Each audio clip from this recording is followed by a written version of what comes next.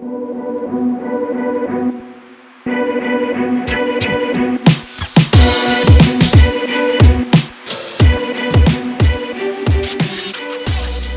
right, folks, welcome. We're back with another 8-minute webinar, this time from my daughter's room. This week, you'll be excited to hear that we're speaking with Better, Better.com, some known as Better Mortgage. They're totally disrupting the mortgage lending world. But they are growing like a weed right now. Every day, I feel like another member of my network is now working at Better. So very excited to have them on. We're going to learn a lot about their early professional process, and we will get started. So first things first, Tana, why don't you just give us a quick intro on yourself, your title, and then tell us a bit more about Better. Yeah, for sure. Hi, everyone. Super happy to be here. My name's Taino Kendo. I'm our director of corporate recruiting here. Super happy with my decision to join the company. It's a company that's really trying to democratize the homeownership process. I'm a daughter of two people that have never owned property until their mid 60s. And so it's something that I'm super passionate about. And I know that Vishal, our founder, is really passionate about just making sure that we're bringing just more access to homeownership. And everything that we do is trying to kind of close the gap in generational wealth and making sure that we are, allowing the average American to have the privilege and the opportunity of homeownership. Tell us about the types of roles you typically hire for at entry level. Essentially full-time kind of entry level roles, hiring across the board. I would say a lot of the roles that we're hiring for are on the sales and ops side. So, perhaps that individual that you're working with kind of in your mortgage process, it's all of the roles that are borrower facing and helping both pre and post lock. And then we do have a few roles peppered kind of across our corporate functions. They tend to be kind of more analyst types, perhaps some roles in compliance and legal. We're thinking less about what people have done, but more about what they can do based on kind of their competencies and the kind of attitude that they bring to the workplace. Where can folks find these job opportunities? Better.com. We are starting to post our jobs on a number of different schools.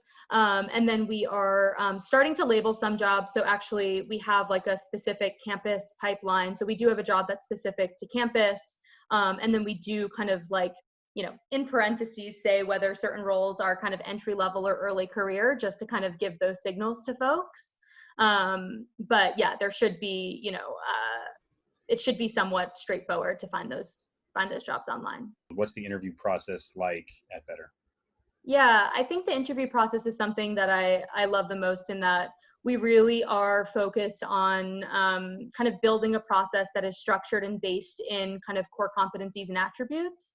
So we do care less about the resume, where you've worked in the past, what you've done, and really more so about kind of the abilities and the skill sets that you bring to the table. So things that we found that kind of work really well at Better are things like customer centricity, hustle and grit, adaptability and flexibility, kind of this growth mindset. Those are all things that we're looking for in the employees that we hire. And so our interview process is structured and built around that. So typically a standard process is, you would do somewhat of a phone screen, speak to a member of the recruiting team, get a bit of an understanding around the role, but also help us better understand your motivations and what's important to you, because recruiting's all a mutual discovery and matching process, right? And then we do have somewhat of a technical assessment as part of most of our roles. So whether that's a behavioral assessment, a cognitive assessment, some sort of a work product take home, and then typically we do 1 to 2 on-sites, but we try to move, fairly quickly. And I think the theme is that we're really trying to get to know the individual, not just kind of get to know their resume, because we can review that on their own. Okay, cool. So I take it the GPA doesn't matter? No. We don't you don't even need to have had a college degree, quite frankly. We really care less about kind of the accolades and more about just who you are and how you'll show up. Is that different, would you say, for engineering roles? Yeah, I mean, engineering is a bit different. We have a coding assessment that's part of the process. What's the first thing that you typically look for on a resume? Yeah.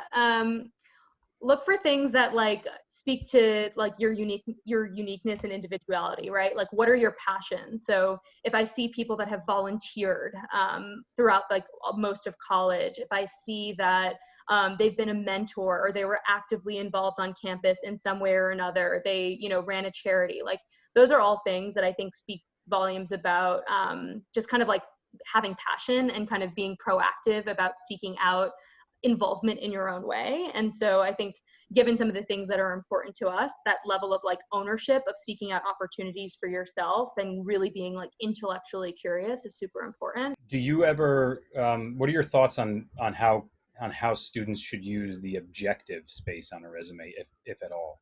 I don't love the objective. Most people don't, by the way. That's what we're learning. Yeah. I'm Um, like, you'd rather just like have the bullets on your resume be really strong and have that speak to what your objective is versus just putting kind of like sometimes an empty one-liner. what about cover letter? Cover letter, I think it depends on the company and on the hiring manager and on the role. I personally think that, you know, they don't get all of the TLC that perhaps they deserve, but I will like reference and look at a cover letter to kind of like triangulate and get more data points on a candidate. What I forgot to ask this, but what locations do you typically hire entry level into Yep. physically? So we're headquartered out of New York. We do have regional offices in Charlotte, which is a major mortgage hub, Irvine, and Oakland. And so on those regional offices are primarily sales and ops offices with like a few handful of other kind of corporate roles outside of that, primarily on legal and people. But the core of those teams in those regional offices sit on our sales and ops teams. And then for all of the corporate and tech roles are out of New York. Great. And are there any unique ways candidates have gotten their foot in the door at Better outside of traditional application? I think like the people that actually like follow up and follow through and don't take like a no reply as an answer piques my interest, particularly if like you're looking for sales roles, right? Like that's like the best quality of a salesperson is like getting knocked down 100 times and still like work towards that yes. Any red flags that you would that you see that you recommend folks stay away from? I think it's like the devil's in the details, right? Like the little things that if, you know, you are using your resume or your cover letter or any work product that you submit like over the course of an interview process as like a signal for the work that you can do, take the effort to like pause, double check your work, make sure that there's not grammatical errors or like silly typos and things like that. I think like those are things just that like really hurt good candidates, but something that I really, really value in everyone that I hire is a level of self-awareness and humility. And so if I'm interviewing candidates that perhaps don't have like the strongest self-awareness on like what their blind spots are or have a level of humility around the things that they still don't know or need to work on, particularly for early career, that is sometimes a bit of a red flag for me. I want people that know what they don't know and are super excited about learning it. Yeah, we've gotten that a couple times. Cool. And last, when you're thinking about a candidate actually coming on site for an interview, just quick tips on what to wear and maybe the best resource they can find to maybe learn as much useful information about Better as possible. Yeah, we actually provide like a candidate deck to our candidates if we're providing like that level of just like information and content. Like we want to make sure that people are taking the time to kind of like absorb it and come prepared with like targeted and focused questions around like what to wear. You shouldn't be judged by what you're wearing, but like use your judgment, understand the environment, like probably dress a little bit nicer than you would if you were like going out with your friends. Cool. Where did you go to school? University of Delaware, Fighting Blue Hen. All right, good. Yeah, I got to make sure I get that in. Taina, thank you so much for joining. Seriously, very, very much appreciate you taking the time. Likewise, no, thank you for having me and really excited about what you're doing over there at Uncubed. Thanks, appreciate you.